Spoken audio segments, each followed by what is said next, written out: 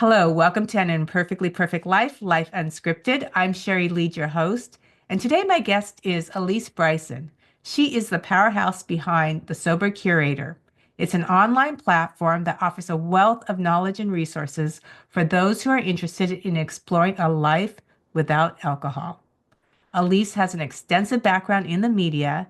She's a branding specialist and an incredible event planner. Okay, tune in as we talk about connection without alcohol.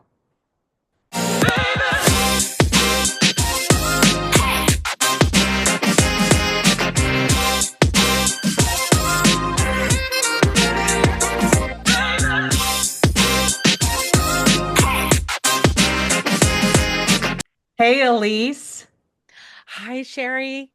how are you doing? I haven't Oh, seen your glasses. I know. Well, these are my glasses. Yes, I'm at home today and I'm not leaving the house. So I did not feel like putting my contacts in.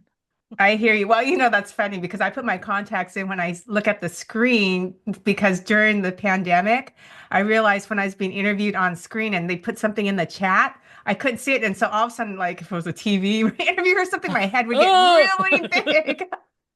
And so that's when I started wearing contacts. That's hilarious. Oh, the things we do. I like glasses because, it's just one more accessory, but I'm now at this stage where I'm still in denial. I have contacts, but if my contacts are in, then I need readers because I'm not I'm in refusal right now of doing the bifocal thing. Like I'm not open. And I'm not open to LASIK. Like there's all these things I'm not Yeah. open to. So I'm just hoarding accessories and a lot of I glasses. I know I've been on the airplane before where I feel like, one of those towers where you plug in all your devices because I have my headphones on, my glasses on, my mask on sometimes. And, Mhm. I look like I'm just a tower with accessories plugged in. So many accessories, so many gadgets. Yes. So before we got on, I told you I was looking at your website. You had, I think, is it two different websites or I one do. leads into another? I have the sobercurator.com and then I have AlysseBryson.com and they're very connected but separate.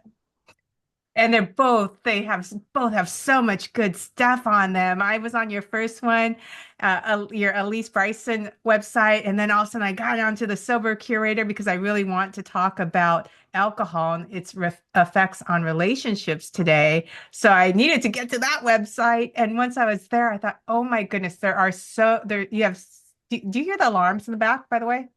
I Oh, don't. you don't? Okay, these are really good noise canceling because there's a lot of alarms going on. I think it's fire trucks going by. Yeah, Zoom is doing a lot better with their background noise, I've noticed. Yeah, Okay, well, I guess I for should what just it's play that worth. off. Uh, but the website Sober Curator, there are so many resources there for everyone, whether it's somebody looking at help or support to work on their issues in their relationship with alcohol, or for knowledge for those that love people who are working on issues with alcohol. There's so much there. It's funny that you call that out because 2 years ago I did a survey of the audience, and I'm only bringing this up because I just talked about this survey an hour ago to someone. I was like, "Hey, it's been 2 years. We should probably do that survey again." But we did a survey of the audience 2 years ago because I wanted to find out. I mean, analytics shows me what they're reading, so I can Mhm. see what they're clicking on. I know what they're reading. I know how much time they're spending with it, but I don't know. Google can't tell me. Google can tell me who they are, where they are, what Mhm. age they are, but they can't tell me if they're sober, if they're sober curious, if they have a loved one. It can't tell me any of that, right? And so I was like, I'm going to have to ask. I'm going to have to ask. Unless you And just gave much clicks at 2 a.m. I'm just yeah, joking. yeah, I'm yeah, a joking. lot of clicks at 2 a.m. Yeah. I and what surprised me that came back is 20% of the audience said they were coming to the site because they have a loved one who is dealing with some form of addiction. And that could be very broad. That could be substance use disorder, that could be gambling, that could be sex. I mean, there's a lot of different things that fall into the addiction landscape or umbrella, if you will. But the fact that 20% of the audience identified as being, I'm here for a loved one, I was like, wow, because we aren't really creating content that's intentionally for that audience. Mm. Our Oh, focus has interesting. always been on the people that are like they're in it because they've identified there's problems and now this they're making lifestyle choices to live a different way. Well, and speaking of the people who love the people who are struggling or want to believe that they have a relationship issue that's a problem with substances or some type of addiction. So the term codependency, I recently, in the last 2 years, learned what codependency really means. And I don't know why, but before, I did kind of a deep dive to understand codependency, and I still don't really understand it. I'm interested in your definition, but for some reason, I thought, oh, this is a weak person. If you're somebody defined or that's codependent, or you're weak, or you're just a follower. And I thought, oh, well, there's no way I'm a codependent. I don't Uh-huh. fit that definition. And well, one, I had the wrong definition. And I think it's helpful to understand the definition, because if you understand the definition, you can see your role and how to change that, because it's so easy to point a finger at the person who has the known problem. Mm-hmm. As I've, gone through my divorce process and met other people who have been divorced, and I've met more people who have been divorced because I started dating for a while, and of course, most of the people I was dating had been divorced. And you Uh-huh. ask, you ask the question, what happened in your marriage? Why'd you get divorced? And who knows if it's the answer is true or not? But what came up a lot was there was a substance abuse problem, Uh-huh. and the finger always was pointing towards that other spouse. And granted, Mm-hmm. you're on a date, so everyone's putting their best foot forward. But Always. that's all, even in social conversations, if somebody in a marriage that dissolved has a problem, the finger's always pointing specifically and just at that person and not the role of the other person who's the codependent. So, Mm-hmm. what is your definition of codependency? Well, I'm so glad you asked. We actually, for this very reason, we about 6 months ago added a glossary of terms to the website because there are so many terms in the recovery mental health space, and we think we know what they mean, but until you actually look at the definition, it's like, oh wait, I thought I was thinking about it in the wrong way. So the way that we have codependency described on the site is a pattern of self-defeating learned behaviors or character defects that result in a diminished capacity to initiate or participate in loving relationships.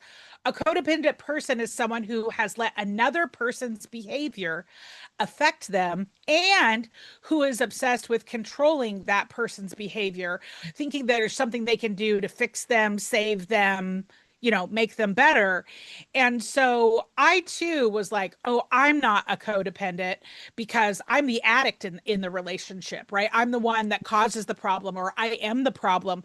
No, I mean, yes, I am those things. And I also personally deal with a lot of codependent relationships because, you know, I I care what people think too much.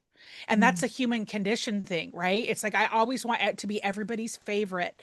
And when everybody, like, when anybody hears my name, they're like, I love that girl. And, I think that happens, but I think there's also places where that doesn't happen, right? And we get so caught up in trying to make other people happy that it comes at the cost of letting ourselves down.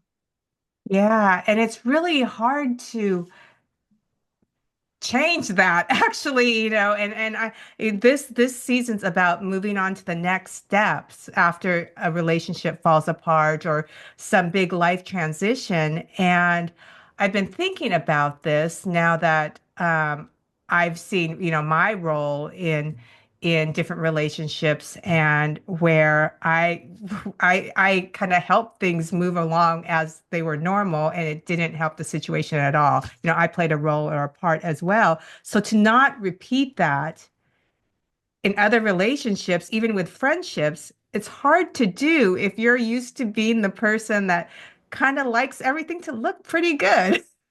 Yeah, I mean, we all love a filter, right? We all love a filter. That's why Mhm. we use them on social media. That's why we only post the highlight reels. We only post the good stuff, right? That's how we want to move through the world. But the reality is that that comes at a cost. And especially if you're in a relationship where the other person is the addict or is dealing with substance use disorder issues, whether that's drugs, whether that's alcohol, whether it's sex, whether it's a combination of all those things, it's really easy to be like, well, they're the ones that caused the problem. I'm the victim. I'm the victim. But it always takes two to tango. There's always multiple people in the relationship. And they say this a lot in recovery circles and treatment center circles that addiction is a family disease. It Mm. affects everyone. I'm so sorry. My dog is barking because my Oh, son that's is okay. doing See, I can't something. hear that on this end. Oh my gosh, fantastic. So I Zoom, thank you, Zoom. Um, so it's a family disease. So I got sober back in 2006. And it would be silly to think that my behaviors up until I got sober didn't affect my son, who was 9 at the Mhm. time, or my parents, who were constantly cleaning up after my messes, from the age of 16 to the age of 30. I mean, I was moving in and out of their house. They were constantly helping me out financially. There was a lot of childcare they were providing me because I was off doing whatever I was doing. And that very much affected them. And it's also silly to think that even after I got sober, that they had work they needed to do too by not enabling me anymore.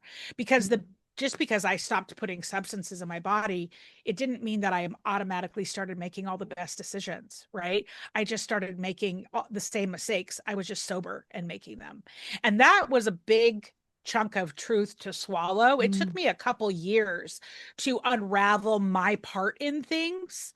And that's where the true healing came in. And you're right, if you don't look at your part when you exit a relationship, romantic or platonic, if you don't look at your part and take inventory of not only what worked, but what didn't work and what your part in that was, of course you're going to repeat the same patterns. Of Mhm. course you're going to be attracted to the same person over and over and over again. Like that's been my Yeah. experience until you really dig in and pull all those skeletons out of the closet. And you don't have to do it publicly. You can, Mhm. do it with a friend, do it with a therapist. Not But everyone is out, it has open books as we are. no, not everybody's just putting everything out there, Sherry. But you and I are just like, game on. Yeah. Oh my God. That's such a good point about it being a family disease or a family problem because it's true. And even, when you have younger kids, I've found that it's surprising how much they learn, especially from the codependent parent, because they go on survival too if they're Mm-hmm. dealing with somebody with a addiction issue. And let's just say alcohol, just for the ease of Yeah. conversation, or Yeah. drugs. And so there's personality changes in that person that the kids notice when they're affected by Mm-hmm. substance. And so the kids go on survival mode and they react to how do I react to this parent, mother, or father when they are hammered or when they're Mm-hmm. drunk or even when they're buzzed. How do I react to them? And they go in survival mode and they learn Mm-hmm. how to control the situation. Yep. And they learn that from the other parent that may not be affected as much, the codependent parent. And so you're right. It is a family disease. And it's very easy to forget that that's happening. And in the recovery, it's really easy to forget that even when maybe you split or physically separate from the person that has the issues, that the whole family still needs to heal. Everybody needs to heal. I have a very like a core memory that is seared into my brain. I did not go to inpatient treatment for my alcohol issues, but I did do an outpatient program over the course of 3 months, and it was pretty intense. It was I would work during the day, and then 3 nights a week I would go and take this class for 4 hours each time, and that was a lot of time. And Mhm. there was a family night when my parents came. My son was still too young to participate, but my parents came, and I very much remember my dad putting his hand in the air, asking, like, "Could you please tell me what was my fault? Yeah. What did I do wrong that made her like this? And he didn't do anything wrong, right? That's not how this works. But it was so eye-opening for me to realize that they both my parents, as the codependents in the Mhm. relationship, they were taking full responsibility for my adult behaviors, right? Oh. And Mhm. so it really kind of like, I just remember my heart just being like, oh, I can't believe they think this is their fault. It's not, right? It's just not. They gave me a great childhood. Um, and while a lot of times people that are affected with addiction have some kind of really horrific things that happened in their childhood, that is not always the case, right? That is not Right. always the case, because addiction just doesn't work like that. What causes it? Is it biological primarily addiction? I Well, mean, there's a lot of science that shows that it can be passed down from generation to yeah. generation, but it's not like a pregnancy test where you can go pee on a stick and be like, well, yeah, you're positive for being an alcoholic. Like it doesn't, it also doesn't work that way. But when I look backwards, I can see that all the signs for me being compulsive and for me being addicted to things were very much at play in my early childhood before I Ah. ever took a sip of alcohol. And I can, but hindsight is 2020, you know. But I can look back and I can see those behaviors that were there long before I put anything in my system. But for me, like once I put something in my system, unfortunately, I'm a good time gal. Like people Mhm. always see like, oh, Alysse, you must have been so fun to party with. Trust me, I was until I Yeah. wasn't, right? Because Yeah. unfortunately, I don't have an off button. So once I start consuming whatever the substance is, I can't stop. Like I Yes. literally can't stop. So I might go out and have the intention of like, I'm only going to have 2 martinis with the girls. And I might actually do that to save face in front of everybody. But then I go home and I polish off a fifth of Mm. vodka, right? And so I don't have an off button. And it took me a long time to realize that was something that I didn't have that other people have. And I think it's really hard for people that have the off button to understand what it's like to literally lose control of a situation and not be able to stop yourself. That's kind of a weird, they think it's like, oh, just have a better moral compass, or oh, just have some willpower. Mhm. And it's like, no, I mean, the only thing I can liken it to is like, put a pack of your favorite Girl Scout cookies in front of you and only have half of one. Can you Mhm. do it and still be happy? You know, like most people can't. Right. That's so interesting that you say that because it is hard for me to, it's hard for me to understand because I've been around people who, we do go out. I typically am a two drink person and I go home and I don't want anymore. I physically don't want anymore. And Mhm. I've been with many people who all of a sudden it's like, my gosh, what happened to you? They're looking for they're like scrambling to find the next thing. And I actually told somebody, and now that I see the error in my ways listening to you, I said you should buy a physical stop button and just hit it to remind yourself to stop when you get home. Yeah, they I actually said can't. that, and now Yeah. I'm hearing you. Yeah, they can't. And here's the other thing, Sherry, that happens. And I'm a social gal. You know that I'm out Yeah. and about all the time. I have been for decades. Um, what happens in drinking situations is the people that want to drink, my not drinking makes people uncomfortable, even though I'm totally fine. Like so many people will be like, is it okay if I have a drink in front of you? And it's so interesting to me because if you knew that I was vegan or gluten free or dairy free, would you also be asking permission if you could have a hamburger with cheese in front of me?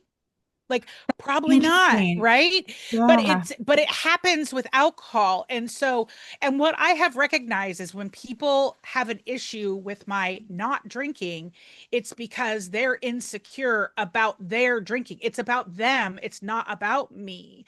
And so I've got learned a lot of tricks over the years to make it look like I'm drinking because I just don't want to stand out. Right. I Yeah. want to be part of the party. I want to be part of the celebration.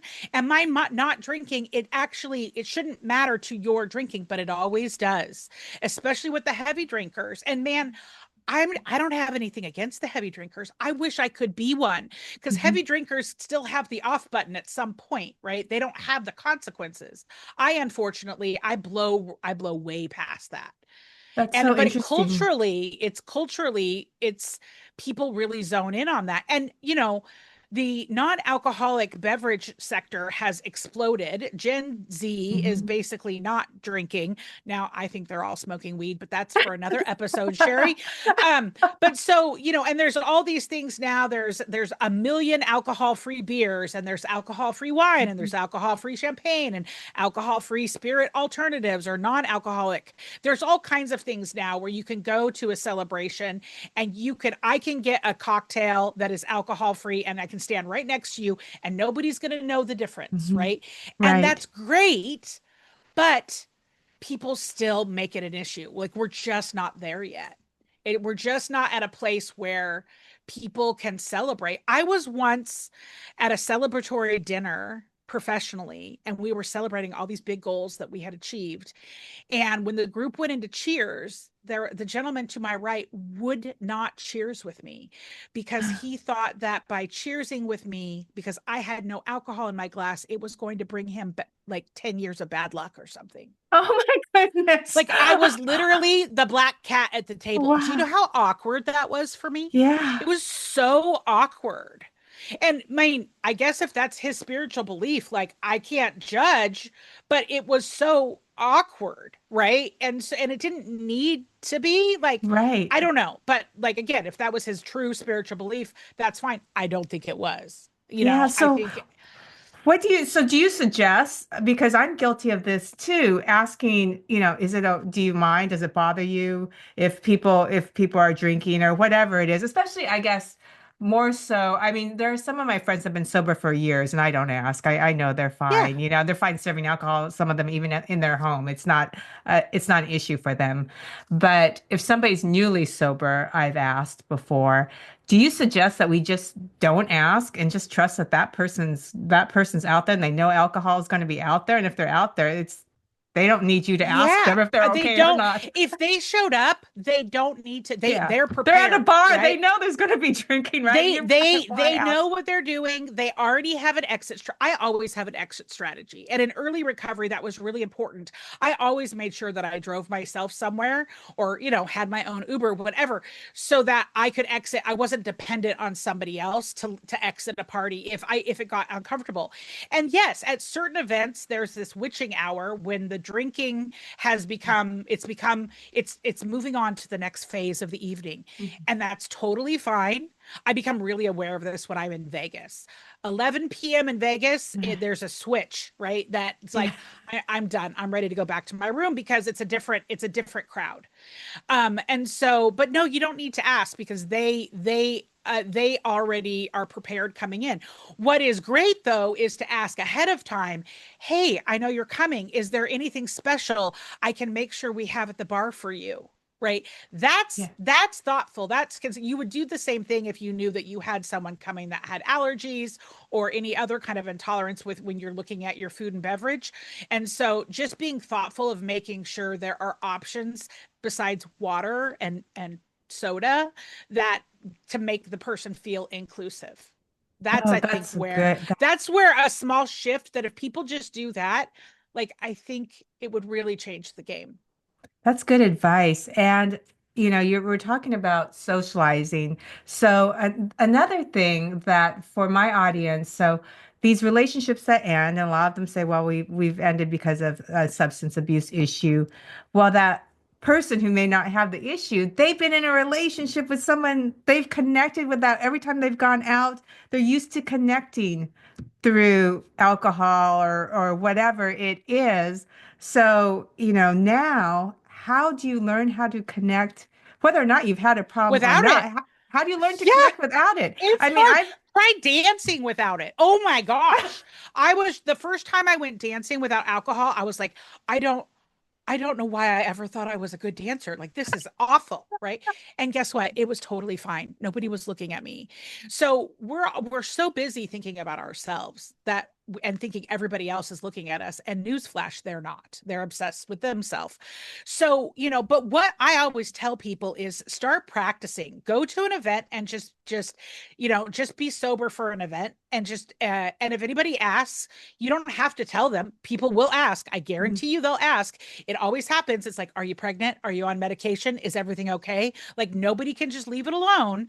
Um, and have some kind of excuse. But what I think people will notice when they get into events is, yes, it's going to be a little bit awkward. But if you just give it time and start Mhm. leaning in and just start being the person that's really interested in everybody else and asking them questions about themselves, the next thing you know, 15 minutes will have passed, a half an hour will have passed, an hour will have passed, and you're totally comfortable as if you'd had that glass of champagne, as if you'd had that glass of wine, right? Um, Mhm. the key is just to having something else in your hand, right? Because Yes. that's where the obstacle comes in, is everyone will be looking if you don't have something in your hand. They just will. And so, but the time, if you just give it time and you look at what you can bring to an event Mhm. versus what you're going to get out of it, that awkward thing, it passes really quick. It's all about practice. That's It's just exactly what practice. I say when people ask me, "Oh, you went around and you talked to strangers across the US. How did you meet them?" I say, "Well, it's awkward at first, but pretty soon you get used to asking, and Right. it passes." There's a funny story that I have, and I think that it's also smart to practice if you are dating again after a long relationship. Practice connecting without alcohol, because that alcohol can make you think you like somebody a little bit more than you do, or that you're having more fun than you actually are, because it's not the other person. It could be the alcohol. Well, totally. And when I was dating in early sobriety, I was still using all of the same one-liners, jokes, stories, those things that are Yeah. our go-tos when we're on a new period of Yeah. time with someone. And I had a friend, and I guess what? It wasn't working. Like it wasn't working. And I had a friend say, well, tell me what you're talking about, like on these dates. And so I started to tell my stories, and she was like, stop telling those stories, Alysse. Stop. You're not, no, you're coming at this the wrong way. And so, yeah, it does just like when you went around the country, it just takes practice. Just like I mean, the first time you walk in stilettos, you're not going to be great at it. But once you practice and you get the right pair, you're going to be fine. Well, I'm a social drinker, meaning I seriously do drink socially, but I don't typically drink at home. But this one time, since my divorce, I opened up a bottle of wine at home, and because I was going like a few weeks without drinking, so I thought, okay, I'm going to open up a bottle tonight. So I had so much fun by myself with that bottle. But you know what that told me? That told me when I thought I was out there having fun, like dating somebody, that actually it wasn't about him. It was because I was actually drunk. And it made me realize, it was shocking to me actually to realize, oh my goodness, this alcohol, if I'm out with somebody, it really masks me understanding how I feel about the other person. It does. It does mask. And there's also, like, if you really want to jump into the health side of all of it, like there's so much research now that ties alcohol directly to cancer, Hmm. especially for Yes. women. There's so much that ties it to aging and how our skin looks. So for health reasons, I think what we're going to see, Sherry, and it's a bold statement, but I've said it before, so I'll say it again. I think by the year of 2030, the way that people are going to look at the consumption of alcohol is it will still be very much happening. No, big alcohol is not going out of business anytime soon. Uh, but it'll be a little bit more taboo, just Mhm. like smoking cigarettes is. And I can say this as a former smoker. I smoked Marlboro Menthol Lights for 16 years. Mhm. And when I walk by somebody smoking, I'm a little jealous, and I always inhale, but I can't smoke anymore because I ended up getting asthma and COPD from it. It Mhm. wasn't good for my health, right? So I think people are going to start to really make the connection that what alcohol is not doing for them, and the payoff isn't there anymore as we get older. Yes. And so I think we're going to see less and less of it. And especially with all these new fabulous options coming in, I was not someone who drank for the taste. I Mm. drank for the effect. But I know there's lots of people that drank for a taste. And so now they're like, what can I have that still tastes good, that still tastes elevated, but doesn't have the effect? And there's more and more and more companies out Mhm. there. It's a huge growing market. That's why we're seeing sober bottle shops opening up everywhere. We're seeing sections at, Total Wine and More where there's a whole alcohol-free section. Like it's a booming sector. Yeah, it's fascinating. I think the messaging around alcohol is changing. Like you were saying, like it used to be, it's cool when you had a cigarette. It was in the movies. It looked cool. It Mm-hmm. looked cool when you had a Mm-hmm. martini, and now it's starting to slowly shift. Maybe. It is. And one of the things I cover on the Sober Curator, because I'm obsessed with pop culture, is how is addiction, recovery, mental health, how is it showing up in the media storylines, right? Because back in the 2000s, we were all on the edge of our seats watching Britney Spears shave her hair off, right? Now we are still watching her dancing oddly on the Mhm. internet. That's still happening. Brittany, we love you. But like, we're also seeing all these celebrities that are coming out about their sobriety and they're using their platforms for good. There are so many celebrities that are sober now with years Yeah. and years and years behind them, whether it's people like Robert Downey Jr. or Sir Anthony Hopkins or Jamie Lee Curtis that have like decades and decades. Or, you've got the Drew Barrymores of the world who's publicly been in and out of sobriety and she's got a couple years under Mhm. her belt again. And everybody, I think the other thing is the stigma is getting worn down because you can be sober and you don't have to tell somebody why. And Mhm. just because you're sober, it doesn't mean that you hit a rock bottom. It doesn't mean that something bad happened. Or it could. Like, that's just not anybody's business and it shouldn't matter. Yeah, no, I think this is great. And it's really helpful I'm glad that people are coming to your website that are also not the person who is struggling with the addiction issue, but the person who loves somebody and trying to understand exactly what they're going through. Because even in this conversation, um, your description for me, and I'll be thinking about this for a while, your description about, going home and not being able to hit that stop button for me, and knowing that I actually told somebody, why don't you buy a physical stop button? Because for me, it's like, oh, that's all they need is to be reminded. Yeah. Yeah. I wish. I wish. God, I wish there Yeah. if you find a button, Sherry, Yeah. buy me So, one on Amazon overnight. But it's they people that's the easiest way to explain it. And like my mom is doesn't my mom's never had alcohol in her whole life. And so I actually always joke with her, well, you're probably who I got it from because we don't know because you never put it in your body. yeah. But like I said, but my mom loves chocolate, right? My mom loves chocolate. And I was like, imagine that the doctor told you that if you ate any more chocolate, if you don't give Mhm. up chocolate, it's going to have all these negative effects on your health.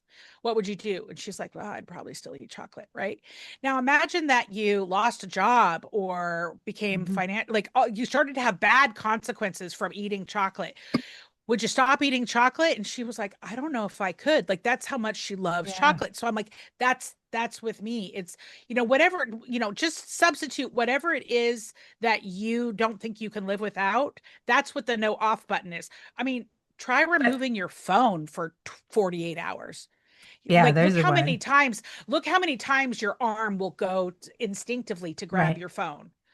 That's what that is. Well, even the brain chemistry, though, the dopamine hit, that Mhm. you get, like I was saying that I realized I was having fun by myself. And it actually, and that was just 2 glasses of wine. I was having the same fun time that I thought I had on that date. Right. And it's Mhm. like, oh, it wasn't about that person because I feel exactly the same way. But it was Well, you really should date eye-opening yourself, too. Sherry. Yeah. Yeah, you should But date yourself. You're great. it was eye-opening to me though that you have to be careful though when you get into relationships. If your relationship every time you're getting together, it's always alcohol. I mean, it's not like you're sitting there boozing it up, but I'm talking 2 glasses of wine. That could be a dinner date. Every time you're out for dinner, if you have 2 glasses, Mhm. well, Mhm. how much of that's the alcohol, that you're feeling versus actually the spark maybe from the other person. The Yeah. I mean, you just miss clarity when you layer in substances. Period. I mean, that's just what's happening. You're just not going to be able to see as clear. You might have a great time. Um, but yeah, that clarity can sometimes get a little fuzzy. Well, I think it's a good challenge to try connection without alcohol. That would be my challenge to anyone listening. Try Just try connection it. without, it doesn't even now, it does whether or not there's a substance abuse issue or not. Try connection without alcohol because I've tried it and it's awkward. Actually, for me, it's It's awkward. super awkward. And that's why there are actually so many movements like dry January, dry July, sober October. People are taking these 30 days just to try it on and see how it feels. And some people do it and be like, yeah, I definitely still don't have a problem. I'm going back to my normal life. But there's so many people that will call me and be like, oh my God, I'm sleeping so much better. Oh my gosh, my skin looks so good. I had a guy that I worked with when I was back at King 5, and he stopped drinking because he started dating a gal who didn't drink. She was sober. And although she told him it's okay if you drink in front of me, he was like, she doesn't need it. And I want to be on the same level with her. So I don't need it either. So he gave it up. And then he had like now he had months under his belt of not sobriety. And he was shocked at how much better he felt, how much sleep he was getting, how his skin texture changed, all these things. And he didn't consider himself like a heavy drinker, right?